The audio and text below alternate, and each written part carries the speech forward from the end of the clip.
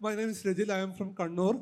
In today's society, where traditional values, modern ideas, and technological influence often conflict with each other, how can we find how can we find we find to establish harmony, social justice, and sustainable progress? What are the suggestions for this? Then I have an opinion for about this discussion. For central election, without the support of Congress, there is no other option for ruling a ruling party like NDA. Then there is no other option in Indian politics. So, my opinion, the option is only to develop recover the Congress parties. Yeah, but that is beyond our discussion today. Is there any other question? We'll take one more question here. Yeah, then get pass on the mic. Yeah.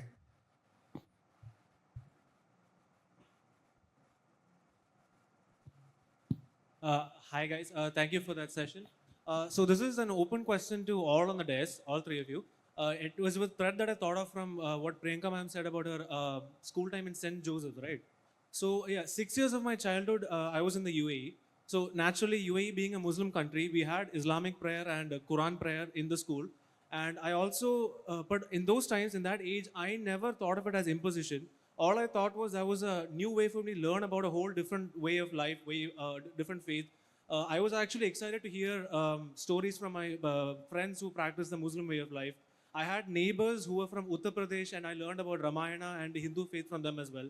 So in those times, none of my parents or relatives chastised me for learning other religions and differences.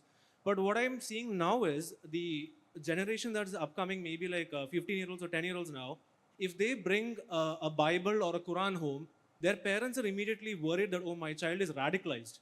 So where do you think like our country diverged on that line between genuine curiosity versus radicalization thoughts? Well, a quick recall of the first question: tradition, technology, and modernity, the conflicts thereof. Yeah, so both the questions are very interesting about the tradition, tech, and modernity. How do you find a fine balance? And that is a challenge which not just India is facing, the world is facing. But India gets asked more questions because we are an old civilization. We have a civilizational history of 5,000 years to manage. But it should not anything that we deal with or try to balance or try to keep for it to survive and thrive. We need to be very conscious that we don't get divided into narratives like he was mentioning. That suddenly everything that we do, we are getting radicalized. Oh, they're trying to convert us. Oh, they're trying to condition us. That balance seems to have been lost. We need to rebring that balance back into how do we best move forward. For example, I can speak about women who are modern in their outlook. And I am a woman who's modern in her outlook, but she's very traditional in her thoughts. How do we ensure that happens? That we keep in mind that which country we come from, where do we belong, where are our roots from? If the minute we adopt something just because it's trendy globally, we start to forget our roots. That is what important. And acceptance of roots should not come from the space of fear or the space of, oh my God, if he's brought in something and he's curious about something, or my daughter's curious to know about Christianity, she's being converted, she's being conditioned somewhere, I need to get to the bottom of it and go file an FIR. So that is where I believe that that balance needs to be maintained. That keep curious about your civilization, keep deeply invested in your roots, but not from a lens of trying to impose something. That is the only way forward, where you move into modernity, using technology, while being grounded in the roots you come from. That is the most important. Don't accept something blindly because it's coming from somewhere else. And we do get influenced a lot by the Western concept of living. We think that's such a beautiful, brilliant concept, while forgetting that we haven't had an uninterrupted 5,000-year-old history of invasion, being conquered, being governed, ruled by another country, another set of people, but we have survived. That in itself should be the reason why we believe strongly in our rooted traditional values.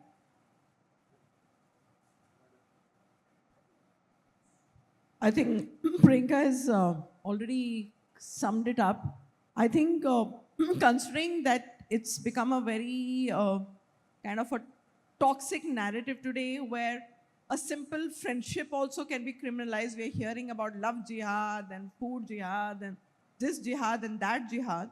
Earlier, inter-community marriages were celebrated. Now they're looked at with suspect. Even friendships are looked at as suspect, and less accepted that the social fabric of the country has changed in the last 9-10 years, where even friendship with the minority is looked at with suspicion, forget marriage and other things. So here where a small vendor is being cancelled, a chudi wala, someone selling bangles, someone putting mehendi, nahi, you don't have to get mehendi put by this Muslim vendor.